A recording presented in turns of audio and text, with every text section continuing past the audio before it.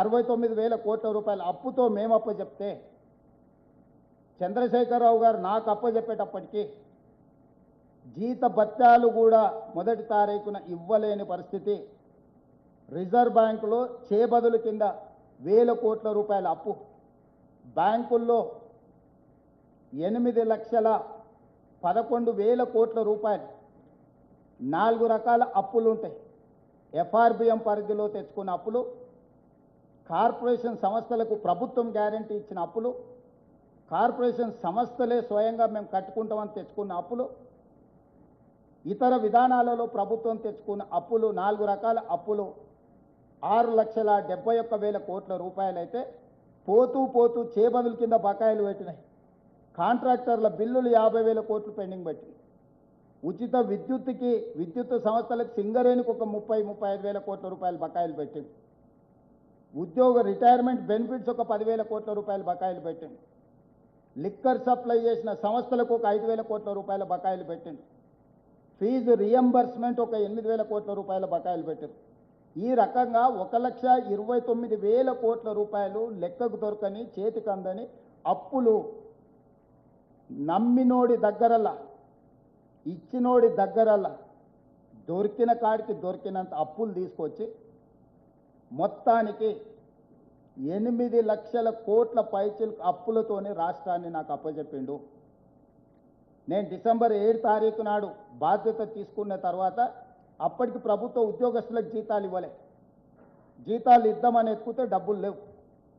పోనీ reserve bank లేదన్నా advance కింద ఏదన్నా అడగనరా అంటే అప్పటికే 3,500 కోట్ల రూపాయలు అడ్వాన్స్ తెచ్చేసుకుండు మహాత్ముడు. ఆ అవకాశం కూడా లేదు. అంటే పూర్తిగా రాష్ట్రాన్ని దివాలా తీయించి లాస్ట్ థ్రెడ్ మీద తెగితే పాతాళంలో పడిపోయే స్టేజ్లో మాకు అప్పచెప్పింది. ఇప్పుడు నేను అడుగుతున్నా, ఈ 10 సంవత్సరాలల్లా వారు నిర్మించింది అమరవీరుల స్తూపం, చెర్లులు పడి పర్రెలు వాసి 60 కోట్లతో మొదలుపెట్టి 250 కోట్ల అవినీతి, బాబాసాహెబ్ అంబేద్కర్ విగ్రహం 65 కోట్లతో మొదలుపెట్టి 200 కోట్ల రూపాయల అవినీతి, సెక్రటేరియట్ 400 కోట్ల రూపాయలతో మొదలుపెట్టి 2,000 కోట్ల రూపాయలకు పెరిగింది. కమాండ్ కంట్రోల్ రూమ్ నా 300-400 కోట్లతో పెడితే 1200-1300 కోట్లకు పెరిగిపోయింది. 1,00,000 కోట్ల పైచీలకు 1,02,000 కోట్ల రూపాయలు కాంట్రాక్టర్లకు బిల్లు చెల్లించిన కాళేశ్వరం 3 ఏళ్ల కట్టడం కూలేశ్వరం అయిపోవడం జరిగింది. వారు కట్టిన కమాండ్ కంట్రోల్ రూమ్తో ఒక ఉద్యోగం వచ్చిందా? వారు కట్టిన సచివాలయంతో ఒక ఉద్యోగం వచ్చిందా? వారు కట్టిన ప్రగతి భవన్ అని ఆయన విలాసవంతమైన జీవితం కోసం బాత్రూమ్కు బుల్లెట్ ప్రూఫ్ అద్దాలు పెట్టుకున్న భవనంలో ప్రజలకు ప్రవేశం ఉండేనా? తెలంగాణ ప్రజలు సాధించుకున్న తెలంగాణలో తెలంగాణ పరిపాలనకు గుండెకాయ అయిన ప్రగతి భవన్లో ప్రజలకే ప్రవేశం లేదు, నిషేధిత ప్రాంతంగా ఉండే. ప్రజా యుద్ధ నౌక గద్దరన్న పోతే ఎర్రటెండకు 3 గంటలు బయట కూర్చోబెట్టిన పరిస్థితి ప్రగతి భవన్ ముందు మనం కళ్ళతో చూసినాం. వీటి వల్ల కానీ కాళేశ్వరం వల్ల కానీ 1 ఎకరాకైనా నీళ్ళు ఇచ్చిండ్రా? కాళేశ్వరం లేకుంటే ఈరోజు భారతదేశంలోనే అత్యధికంగా వరి ధాన్యాన్ని ఉత్పత్తి చేసి 1 సంవత్సరంలో 2,85,00,000 మెట్రిక్ టన్నుల వరి ధాన్యాన్ని ఉత్పత్తి నా ప్రభుత్వం సాధించింది. భారతదేశంలోనే ఉమ్మడి రాష్ట్రంలో కూడా ఆంధ్రప్రదేశ్ తెలంగాణ కలిసి కూడా ఆనాడు ఈ స్థాయిలో వరి ధాన్యాన్ని ఉత్పత్తి చేయలేదు.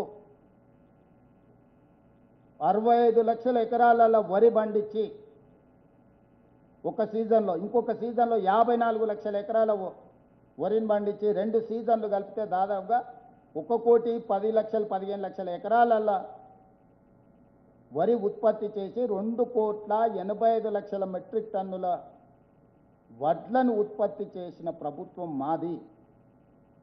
సో వారు 20 లక్షల కోట్లు 10 సంవత్సరాలలో చంద్రశేఖరరావు గారి చేతిలోకి వచ్చినాయి. అప్పులు గిప్పులు పోను. యావరేజ్గా సంవత్సరానికి 2 లక్షల కోట్ల రూపాయల బడ్జెట్ని యావరేజ్ చేసుకుంటే 20 లక్షల కోట్ల రూపాయలు వచ్చినాయి. నేను మీడియా మిత్రుల ద్వారా చంద్రశేఖరరావు గారిని, బీఆర్ఎస్ పార్టీని నేను అడుగుతున్నాను, 20 లక్షల కోట్ల రూపాయలతో నికరంగా తెలంగాణ రాష్ట్రంలో ఒక్క సాగునీటి ప్రాజెక్ట్ అయినా పూర్తి చేసిండ్రా? ఒక్క నూతన విద్యా సంస్థనైనా మీరు తీసుకొచ్చిండ్రా? ఉన్న యూనివర్సిటీలకు వైస్ ఛాన్సలర్స్నైనా నియమించిండ్రా? గ్రామీణ పాఠశాలల సింగిల్ టీచర్ పాఠశాలలు 5,000 పైచిలకు పాఠశాలలు మీరు మూత వేసిండ్రు. పేదలకు విద్యను దూరం చేసిండ్రు. రైతులకు వ్యవసాయాన్ని దూరం చేసిండ్రు. మహిళలకు రాజ్యాధికారాన్ని దూరం చేసిండ్రు. మహిళా సంఘాలను నిర్వీర్యం చేసిండ్రు. సున్నా వడ్డీ కానీ పావులా వడ్డీ కానీ 10 పైసలైన వాళ్ళు మీరు ఇచ్చిండ్రా? 5 సంవత్సరాలు అసలు మంత్రివర్గంలో మహిళలకు స్థానం ఇచ్చిండ్రా? 1,15,000 ప్రభుత్వ ఉద్యోగ ఖాళీలు ఉన్నాయని మొదటి అసెంబ్లీలో చంద్రశేఖరరావు గారి సమాధానం చెప్తే 10 ఏళ్ళైనా ఖాళీలను ఎందుకు భర్తీ చేయలే? అంటే ఉద్యమము తెలంగాణ రాష్ట్ర సాధన యొక్క ఆత్మనే చంపేసింది. ఏ ఒక్క ప్రాజెక్టు పూర్తి చేయాలి? 1,86,000 కోట్ల రూపాయలు సాగునీటి ప్రాజెక్టుల కాంట్రాక్టర్లకు చెల్లించిండ్రు. 1000 కోట్లతో పూర్తి కావాల్సిన కల్వకుర్తి పూర్తి కాలే. 2,000 కోట్లతో పూర్తి కావాల్సిన ఎస్ఎల్బిసి టన్నెల్ పూర్తి కాలే 10 సంవత్సరాల. భీమా, నెట్టంపాడు, కోయిల్ సాగరు, రాజీవ్ సాగర్, సీతారామ సాగర్ కింద పేరు మారింది. సమ్మక్క సారలక్కగా మారింది. ప్రాణహిత చేవెళ్ళ కాళేశ్వరంగా మారింది. ఏ ప్రాజెక్టు కూడా పూర్తి చేయలే. 1,86,000 కోట్ల రూపాయలు ఎక్కడికి వెళ్ళినాయి? 27,000 కోట్ల రూపాయలు పాలమూరు రంగారెడ్డి ఎత్తిపోతల ఖర్చు పెట్టి 1 ఎకరాకు కూడా నీళ్ళు ఇవ్వలేదు. ఏ రంగమైనా తీసుకోండి, వ్యవసాయ రంగం తీసుకుంటారా, విద్యారంగం తీసుకుంటారా, వైద్య రంగం తీసుకుంటారా? ఉస్మానియా హాస్పిటల్ 100 సంవత్సరాలు పూర్తి చేసుకున్నది, శిథిలావస్థకు చేరుతున్నది. అది హెరిటేజ్ బిల్డింగ్. ఉస్మానియా హాస్పిటల్ని కొత్త దగ్గర నిర్మించండి, కనీసం ఒక ఉస్మానియా హాస్పిటల్ని కూడా నిర్మించే ప్రయత్నం చేయలేదు. మొదలుపెట్టిన సనత్ నగర్ కిమ్స్ కావచ్చు, అల్వాల్ కిమ్స్ కావచ్చు, ఎల్బీ నగర్ కిమ్స్ కావచ్చు, లేకపోతే వరంగల్లో మొదలుపెట్టిన హాస్పిటల్ కావచ్చు, ఏది పూర్తి చేయకుండా అర్ధాంతరంగా వదిలేసిపోయింది. హైదరాబాద్లో నిర్మించదలుచుకున్న ఆర్ఎం గారు కావచ్చు, హైటెక్ సిటీ దగ్గర కట్టిన పీజీఆర్ ఫ్లైఓవర్ కావచ్చు, సిటీలో కూడా ఏవైనా ప్రాజెక్టులు మొదలుపెట్టినాయి, పూర్తయినాయా? ఒక్క ఉద్యోగం రాని, పైసా ప్రయోజనం లేని కమాండ్ కంట్రోల్ రూము, సచివాలయము, ప్రగతి భవన్ ఇవి పూర్తయినాయి. వేగంగా 6 నెలల నుంచి 9 నెలలు, 2 సంవత్సరాలు తిరిగే లోపల ఇవన్నీ పూర్తయినాయి. ఇవన్నీ ఎవరి ప్రయోజనం కోసము? ఎవరి మీద నిఘా పెట్టడానికి? ఎవరి వాస్తు దశ దిశ అంటారు. ఆయన దశనే చక్కా లేకపోతే దిశ మారుస్తే ఏమొస్తుంది? ఆయన కొడుకు జీవితంలో ఆ రేఖనే లేదు. సొంత చెల్లెల్ని బుక్కెడు బువ్వ పెట్టకుండా బయటికి గంటేసినోడు, మాగంటి గోపి తల్లిని బజార్లో అవమానించినోడు, సొంత చెల్లిని మాగంటి తల్లిని అవమానించిన వాడు, ఈ మహిళలకు రక్షణ కల్పించలేనోడు, ప్రజల యొక్క అభిమానం చురగొంటాడని తండ్రి అనుకుంటే కన్న ప్రేమ గుడ్డిది అని అన్నారు కదా. ధృతరాష్ట్రుడు ఎట్లయితే కళ్ళకు గంతలు కట్టుకొని ఆయన పిల్లల యొక్క దుర్మార్గాలను భరించిండో, ఈరోజు ఆ పరిస్థితి తెలంగాణలో దాపురించింది. నేను వచ్చిన తర్వాత డిసెంబర్ 7, 2023 ప్రజాపాలన ఇందిరమ్మ ప్రభుత్వం ఏర్పడ్డ తర్వాత మీరేం చేసిందని మమ్మల్ని అడుగుతున్నారు. ఎస్, అది ప్రతిపక్షం బాధ్యత, మమ్మల్ని అడగాలి, మేము చెప్పాలి.